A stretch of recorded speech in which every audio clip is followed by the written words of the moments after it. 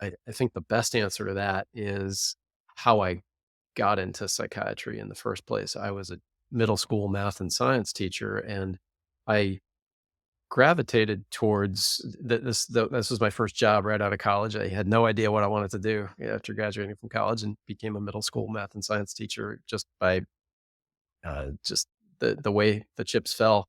It was an open job. I thought, you know, I don't know what else I want to do. Sure, I'll take the job. I think I can. I think I could stay a few pages ahead of the kids in the math and science textbooks.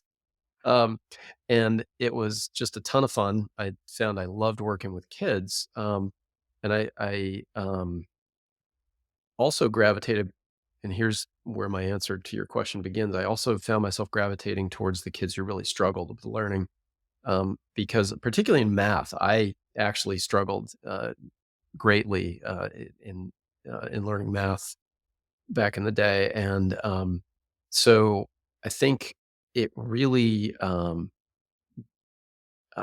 I really got a lot of juice out of a lot of enjoyment out of seeing the light bulb go on in a kid's head and seeing a kid get it when something I said, made it easier for them, made them go like, "Oh, now I get it. Okay, thanks, Mr. Taggart. I get it."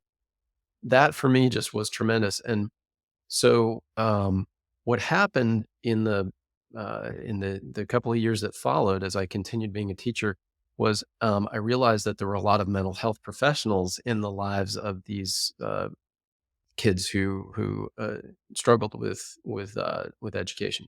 Typically, not all of them, but a lot of them did have psychologists and psychiatrists involved in their lives, and sometimes the good psychologists and psychiatrists were reaching out to me as the kid's teacher for data, for impressions, for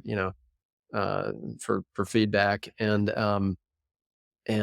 in those conversations, in those dialogues with these psychologists and psychiatrists, I realized just how many massively more effective tools these particularly psychiatrists had to help these kids who struggled in school, um, uh, it- how amazingly effective they could be for these kids, helping them uh, feel better about school, helping them, be less frustrated in school. And so that gave me the interest that lit the light bulb in my head, about, hey, maybe this is what I want to eventually do. I want to be a psychiatrist, a child psychiatrist. And so, fast forward to, I think 8 years later, I'm a trained child and adolescent psychiatrist hanging a shingle out, and so here's the rest of the answer to your question. So,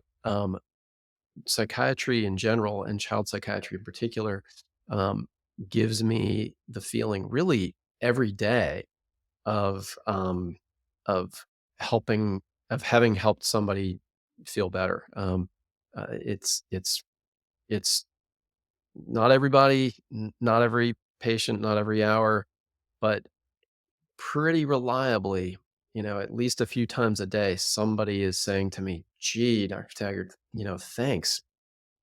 This really helped," or "We've really gotten me a whole lot better," or "Wow, I just am a whole lot less anxious. Thank you." That for me, is such a boost, and it's fuel for my self-esteem, um, and that's why I do this.